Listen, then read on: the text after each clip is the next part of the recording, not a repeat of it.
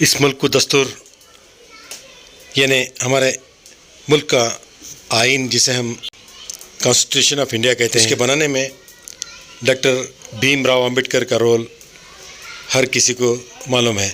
क्योंकि आज अंबेडकर जयंती थी, इसी को लेकर आम आदमी पार्टी की रूह रवां और हल्का नरसिम्हा राजा से इस मरतबा असम्बली इंतखाबात में हिस्सा लेने वाली मोहतरमा धर्माश्री अपने आम आदमी पार्टी के रज़ाकारों के साथ FTS सर्कल पहुंचकर न सिर्फ उनके तासरात बयान किए, बल्कि दस्तूर हमारे मुल्क का एक हथियार है, इस बदलने की कोशिश को हम कभी कामयाब होने नहीं देंगे, इस तरह का उनका ख्याल था। और उन्होंने अपने हाथों से राह चलते लोगों को, चाहे वो ऑटो ड्राइवर हो, स्कूटर में जाने वाले अवाम हो, तमाम को मिठाइयाँ तकसीम की। और इस मौके पर इनके अंबेडकर जयंती को लेकर उनके जो तासरात हैं वो तमाम पेश की। आइए उनके जो ख्यालात हैं वो आपके रूबरू पेश करूँ। कौसर न्यूज़ की इस न्यूज़ को सब्सक्राइब करें। अंबेडकर जयंती को लेकर आपके कमेंट्स ज़रूर पेश करें। मैडम, जिन्होंने इस मुल्क को दस्तूर दिया था, आज बड़ी खुशी से आपको जमा है, आपका मैसेज क्या है मैडम? सबसे पहले नमस्ते, सलाम वालेकुम सभी को। आज के इस शुभ दिवस के अवसर पर, बाबा साहेब अम्बेडकर के एक जन्मदिन के अवसर पर सबको बहुत बहुत बधाई।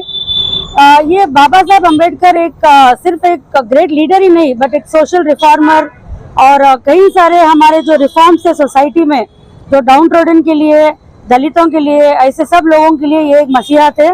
तो इनके एक जन्मदिन को हम लोग मनाने के लिए इधर आए हैं।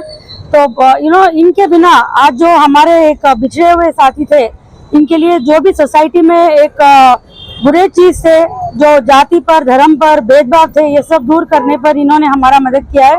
तो इनको बहुत नमन। और ऐसे एक धरती पर हमारा भी जन्म हुआ है जहाँ बाबा साहेब अम्बेडकर ने जन्म लिया था। ये हमारा एक पुण्य है कि आज हम लोग इनका एक जन्मदिन मना रहे हैं इधर। इसी दस्तूर को बदलने की भी कोशिश की जा रही है जी। एक्चुअली देखिए, जब सोसाइटी में रिफॉर्म्स होते हैं तो उतना ही एक लोग भी उसको रिवोल्ट करते हैं, क्योंकि जो पुराने रीति रिवाज थे उनको दूर करने में लोग नहीं मानते। ज्यादातर जो पुराने लोग हैं, तो औरतों के लिए, दीन दलितों के लिए और जो भी दूसरे डाउन ट्रोडन के लिए, दूसरे कास्ट के लोगों के लिए हैं, इन्होंने बहुत सारे रिफॉर्म्स लाए थे।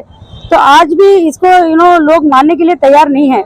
लेकिन इनके बदौलत ये ना के सिर्फ हमारे इंडियन कॉन्स्टिट्यूशन के फादर है, लेकिन ही was architect of Indian constitution.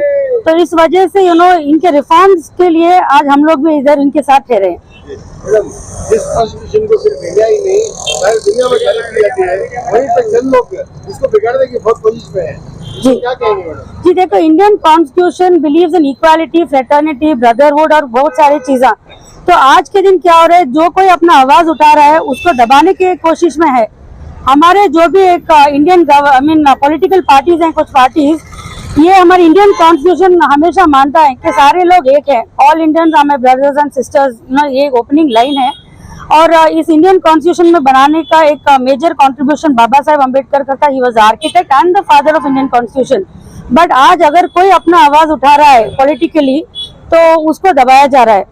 तो Indian constitution is celebrated through out the world इस वजह से, क्योंकि हमारे को एक freedom of speech and freedom of religion, expression, ये सारे जो फ्रीडम्स हैं इंडियन कॉन्स्टिट्यूशन में है। लेकिन जो कोई ये एक्सप्रेस करने जाता है उसको दबा दिया जाता है। जैसे आपने देखा हमारे political leaders Rahul Gandhi and जब वो कुछ बोलने जाते हैं, तो ऐसे जब बढ़ावा हो जाता है तो एक कंट्री स्नब होता है और ग्रोथ नहीं होता है।